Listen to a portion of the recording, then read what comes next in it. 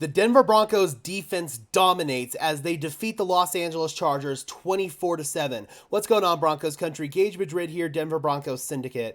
This was a game where the Broncos defense was completely lights out. They really allowed nothing from this Chargers offense. They had 6 sacks on the day, and they also had 2 turnovers. They were just completely dominant in all facets of the game. The Broncos offense had their struggles in the first half, but in the second half, they put together 2 really nice drives in particular that allowed the Broncos to pull away in this game. Let's go ahead and break it all down here, Broncos country. The Chargers did unfortunately suffer an injury to Justin Herbert, their starting quarterback, in the second quarter. He went down with a fractured finger in his throwing hand. Before he got injured, though, he was just 9 for 17 for 96 yards and an interception. Pedestrian numbers. The Broncos defense really shut down the Chargers offense that entire first half with Justin Herbert in there, and then it only continued once Easton Stick got into the game. He went 13 for 24 for 179 yards, 7.5 yards per attempt,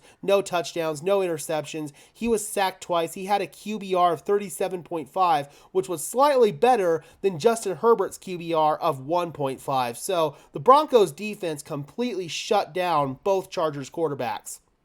As far as Russell Wilson's concerned, he had a pretty solid day. 21 for 33 through the air, 224 yards, 2 touchdowns. Should have been 3, but Jeudy didn't drag his feet at the end of the half to get that touchdown. He also had an interception on his very first throw of the game that I really didn't feel like was his fault. Yeah, it wasn't a great throw, but at the end of the day, Marvin Mims literally shoved it right into the defender's hands, and it went down as an interception. It really should not be an interception in Russell Wilson's stat line, and that's why you have to take into account every story that an interception has. He had an ESPN QBR of 37.6, passer rating of 90.1. Javonte Williams was our leading rusher on the day, 17 carries for 66 yards, 3.9 yards per carry, and a touchdown. They utilized Jaleel more, which was really, really nice to see. 5 carries for 25 yards in this one. Samaje Perine, 2 carries for 8 yards, but he also had 5 catches for 36 yards, most of them coming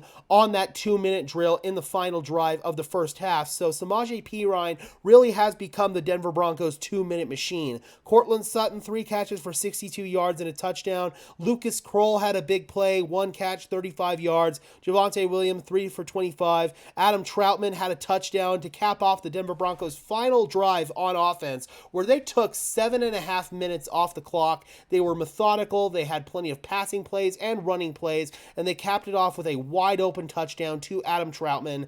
Jerry Jeudy did not have his best day today. He had a really, really critical drop, and then he obviously didn't drag his feet on that touchdown. So 2 negative plays I felt like from Jerry Jeudy on the day. Little Jordan Humphrey, 1 catch for 12 yards. Defensively, Alex Singleton led the team in tackles with 14, but I didn't think that he really had all that great of a day, to be honest. He did have a really nice sack, though. That was good to see, but a lot of those tackles were beyond the line of scrimmage after he had already gotten burnt in coverage.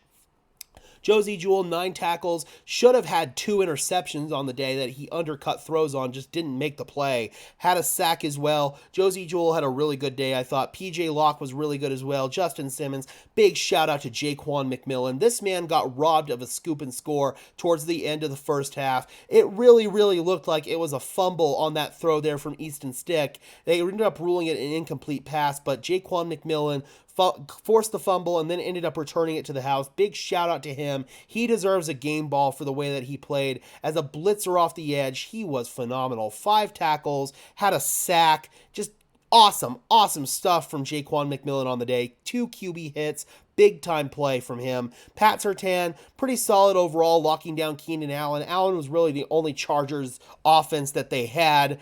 Baron Browning, he forced a tipped ball, and then that landed into the hands of Jonathan Cooper for an interception. That set up Denver's only touchdown in the first half. Again, we should have had 2 touchdowns if Jeudy could have drug his feet right there. That gave our offense really good field position. Overall, offense really kind of did struggle in that first half. They had some missed opportunities with those Jeudy drops, but setting them up with that good field position with that turnover was huge. The Broncos had 2 turnovers on the day. Chargers had 1. So once again, the Denver Broncos win the turnover battle in this game. So what does this all do for the Denver Broncos playoff chances? Right now, per the New York Times playoff model here, The Denver Broncos have a 44% chance to make the NFL playoffs after the Buffalo Bills beat the Kansas City Chiefs. The Vikings forced a 3-0 shutout against the Raiders. An absolutely pathetic performance by both teams, quite frankly, in that game in Las Vegas. And then obviously Denver taking care of their own business against the Chargers.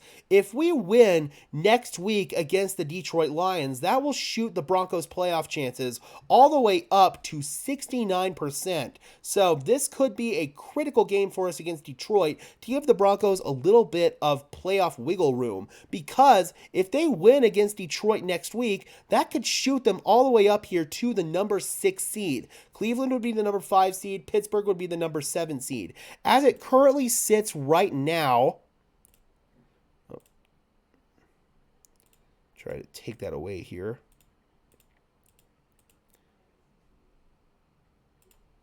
As it currently sits right now, the Denver Broncos have the number 9 seed in the AFC playoffs. It's Indianapolis with the number 7 seed, and then Houston, the first team on the outside looking in, at the number 8 seed. Obviously, Denver does not have a tiebreaker over Houston because they lost to them last week, so that could be one that could come back to haunt us a little bit. But if we do get that win against Detroit next week, that will shoot us up to the 6th seed, and then the Pittsburgh Steelers to the 7th seed.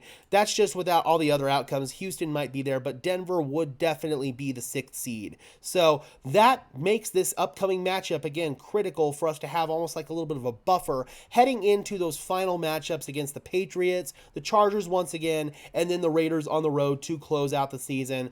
There's a realistic scenario where the Denver Broncos finish 4-0 in those games. All right, Broncos country, I am curious. How do you guys feel about the Broncos win today, and what do you think the outcome is going to be for the Broncos in their final 4 games? Drop those comments down below, guys. I would love to hear your thoughts as always. Be sure to leave a like on this video as well as subscribe and ring the bell so these videos appear in your notification feed. I would really appreciate it, guys. Those are 2 free and easy ways to show your support. Helps tell YouTube's algorithm to push us out and helps us get seen by more and more members of Broncos country just like you and me. And until next time, guys, I am your host, Gage Madrid, saying peace out.